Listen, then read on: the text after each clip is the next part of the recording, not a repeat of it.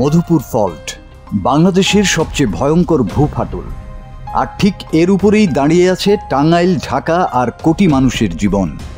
বিশেষজ্ঞরা বলছেন, বড় কাঁপন যদি আসে, ক্ষয়ক্ষতির হিসাব হবে কল্পনার বাইরে। বাংলাদেশের মধ্যভাগ জুড়ে রয়েছে 3টি সক্রিয় ভূফাটল, কিন্তু সবচেয়ে আলোচিত ও ঝুঁকিপূর্ণ হল মধুপুর ফল্ট। এই ফল্ট লাইন ধরে রয়েছে টাঙ্গাইল, ঢাকা সহ দেশের গুরুত্বপূর্ণ জনবহুল অঞ্চল, ফলে যে কোনো সময় বড় ভূমিকম্পের শঙ্কা থেকেই যাচ্ছে। গত 21 ও 23 নভেম্বর মাত্র 2 দিনের ব্যবধানে দুবার কেঁপে উঠল টাঙ্গাইল সহ সারা দেশ। মাত্রা ছিল 5.7 এবং 3.3। পরদিনও মৃদু কম্পন অনুভূত হয় একাধিকবার। দুটি ভূকম্পের উৎসই ছিল নরসিংদী, যা মধুপুর ফল্টের মাত্র 100 কিলোমিটারের ভেতর। সারা দেশে অন্তত 11 জনের মৃত্যু হয়েছে, কয়েক হাজার মানুষ আহত হয়েছেন, যা আতঙ্ক আরও বাড়িয়েছে। ভূমিকম্প পর্যবেক্ষণে সবচেয়ে জরুরি যন্ত্র সিসমোগ্রাফ। 2007 সালে মধুপুর ফল্টের নড়াচড়া নজরদারির জন্য একটি সিসমোগ্রাফ স্থাপন করা হয়েছিল, কিন্তু অবিশ্বাস্য বিষয়, এখন সেই সিসমোগ্রাফের কোনো খোঁজই নেই। ফলে ভূমিকম্পপ্রবণ এই অঞ্চলের সঠিক তথ্য কেউ জানে না। 2024 সালের জুনে রাজুকের একটি গুরুত্বপূর্ণ গবেষণায় উঠে আসে ভয়াবহ হিসাব। মধুপুর ফল্টে যদি 6.9 মাত্রার ভূমিকম্প হয়, ঢাকার 8,64,000 থেকে 13,91,000 ভবন ধসে পড়তে পারে, অর্থাৎ মোট ভবনের 40 থেকে 64%। গড় হিসাব করলে ধসের সম্ভাবনা 52.53%। এটা শুধু পরিসংখ্যান নয়, একটি সম্ভাব্য মানবিক বিপর্যয়ের সতর্ক ঘণ্টা।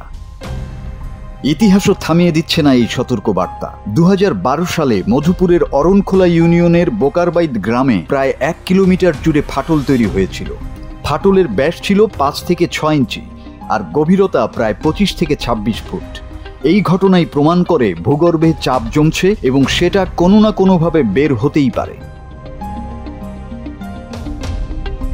মধুপুর গড় আমরা যেটাকে বলি, এটা টাঙ্গাইল, ময়মনসিংহ, গাজীপুর এবং ঢাকার একটা অংশ নিয়ে কিন্তু গঠিত। বিশেষজ্ঞরা প্রায় বলে থাকেন যে এখানে অনেক বড় ভূচ্যুতি রয়েছে। এর নিচে যে প্লেট রয়েছে সেটি মাঝে মাঝে নড়াচড়া করে, এর ফলে ভূচ্যুতি ঘটে।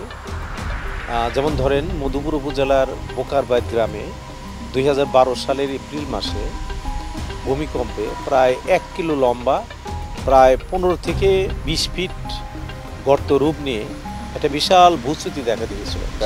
মাঝে মাঝে পত্রিকাতে দেখি যে এরকম এটা নাকি ওই ইয়ের মধ্যে ভূমিকম্প জুনের মধ্যে আছে এবং এটা ঢাকা পর্যন্ত যাবে।